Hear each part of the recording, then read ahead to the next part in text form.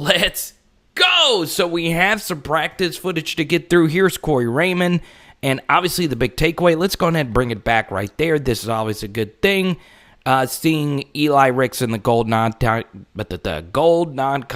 uniform. He did not scrimmage from this past weekend. Number 24 is Darren Evans.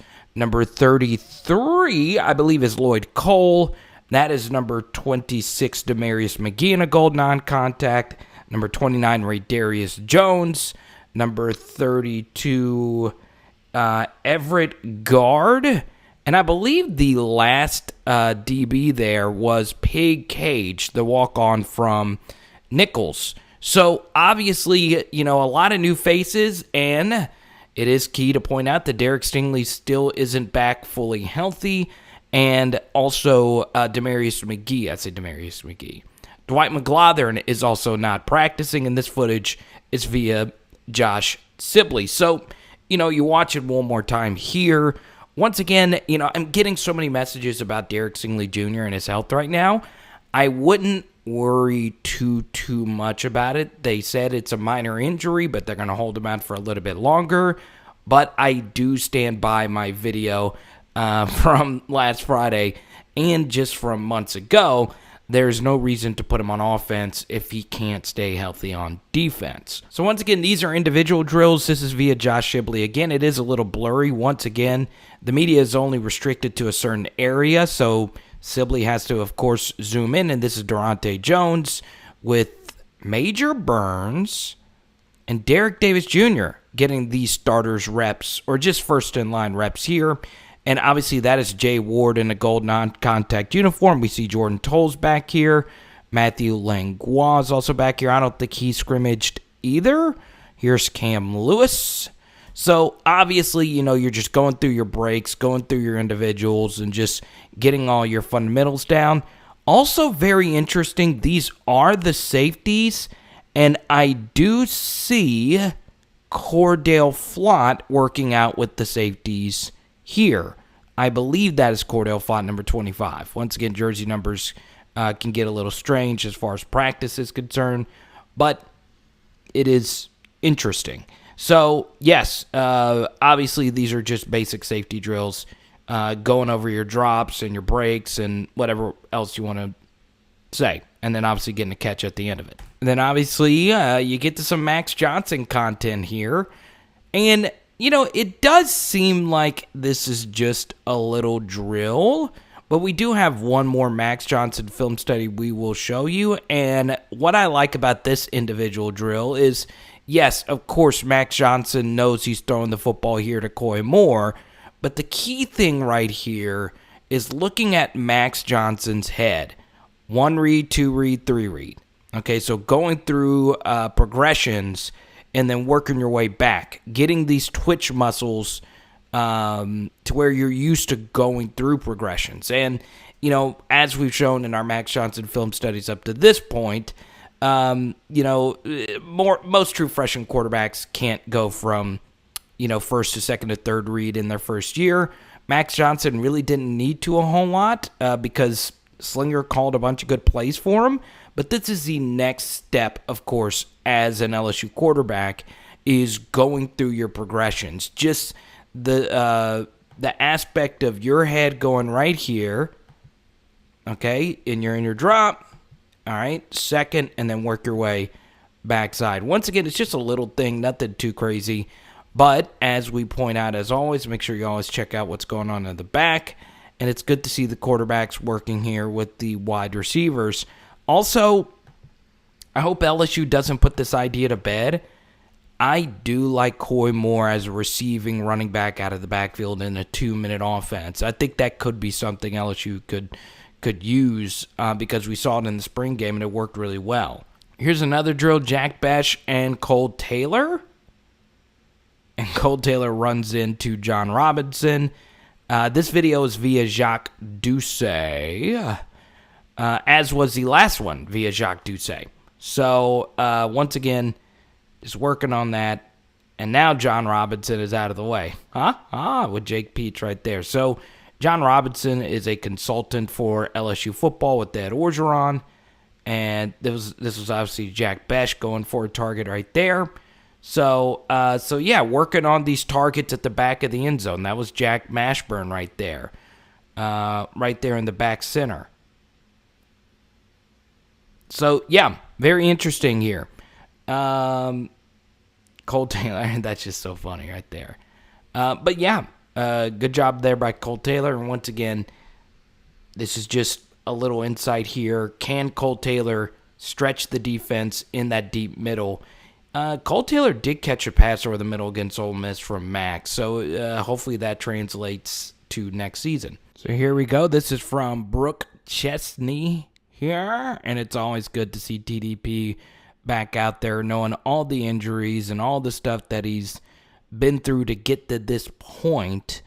So it's good to see him back out there with the gold non-contact uniform. He is very much like Elias Ricks in that they both have played a lot of games for LSU, but they've played through just so many nagging injuries, and it's good to see both of them back out there practicing, even if it is a gold non-contact uniform. I also think TDP is starting to feel the pressure from the two young guys, Armani Gillen and Corey Kiner, and Max Johnson was asked a lot about John Emery, so the touches at the running back position is going to be just extremely competitive. But it's good to see TDP mostly healthy and just ready to go heading into this next season. And obviously a big thing for him is going to be catching a pass such as this one. And he had an amazing catch against Arkansas that was not called even after review. It looked like it was a good TD to me, but still. It is good to see him back out there knowing everything that he's given to the program. And we're still waiting for that big breakout year from him or John Emery. So we'll see. And obviously a lot of his success is going to come down to how the offensive line blocks in front of him. So here we go. Once again, zoomed out here. This is actually from Glenn West of Sports Illustrated. That was Garrett Nussmeier throwing a strike to Jack Besh's teammate from St. Thomas More. That was Carter Arsenault, a walk-on. And this is a throw from a different angle. You guys saw it a minute ago. Max Johnson to Koy Moore over the middle. And just look at Nuss just has a lot of pop on his ball. That ball was a rocket. But once again, no pads, no nothing like that. But still, Garrett Nussmeier did have a really good scrimmage this past weekend with those 3 touchdowns. Once again, we don't have access. That's just what is reported to us, but it's really good to see. So, obviously, both of the quarterbacks getting a lot of reps here, and this is what's really fascinating, is obviously, you have 4 quarterbacks going through practice, but only 2 of them are scholarship quarterbacks. So, from what I've gathered is LSU is really focusing in on the reps for these quarterbacks, the 2 quarterbacks, making sure they get most of the reps.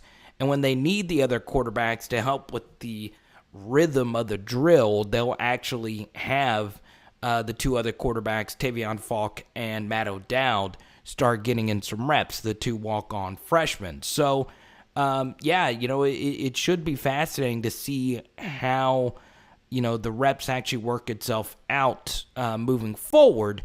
But it is good to hear the reports that Garrett Nussmeier's out there dealing some heat, per se, because at some point, whether or not it's, I think LSU's going to blow someone out eventually, he will get his opportunity to actually play at LSU in year 1. So this is from Matt Trent, a great reporter for WBRZ. I want to show you this. Koy Moore out here rocking the Jordan gloves, and here's Malik Neighbors in the background, and this is actually Alex Adams going through the drill. And this video, I'm not playing any audio. This was Mickey Joseph telling the wide receiver here, I believe Alex Adams. It could have been a different, the way this is angled, it could be someone else that he's talking to in a different line. It is kind of a weird angle here. But yes, this is Alex Adams going up against John Trey Kirkland, working on getting off your jam, catching it with your hands.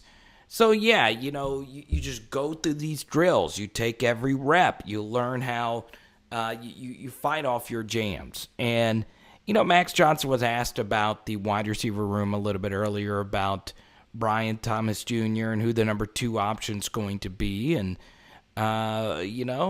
these reps are very competitive. There's a lot of guys just in that line right there that would be starters at most Division I universities. So it's a very competitive battle, and that's why you got to come out there, give every rep your all, and be ready to go. So it's good stuff right there, just getting more serious, getting into each and every drill and each and every rep and just refining your craft. Because if you don't, there could be a situation where you never even get the opportunity to get a target in LSU's loaded passing offense. So yes, to end this video on a high note, this catch right here by Kayshon is just so interesting. So it's supposed to be you're supposed to throw it over the head of the receiver, and the ball wasn't thrown long enough, so he knew to catch it just behind his back, which is just crazy awareness. That's just wild. And you see over here, it's a tough drill. Dre wasn't able to get that one right there. But Kayshon, it's just crazy. And obviously we're expecting big things for him. So obviously a laid-back practice video here. And the key word here is health. What is Derek Stingley's health going to look like over the next couple of weeks? Once again, we're still a few weeks away from the season opener against UCLA. And overall, though, getting TDP and, more notably, Eli Ricks out there in the gold non-contact uniform is obviously really nice. And yeah, make sure you subscribe because we are dropping our final Max Johnson film study before the start of the season. And we do have some other deep dives on what LSU needs to do better for, next year as we hopefully see a college football playoff team. Hope you enjoyed this video. We have other practice breakdowns. You can find them linked down below. It is Power Hour LSU. Boom! Oh, we're doing Impossible Burgers tonight. Let's go!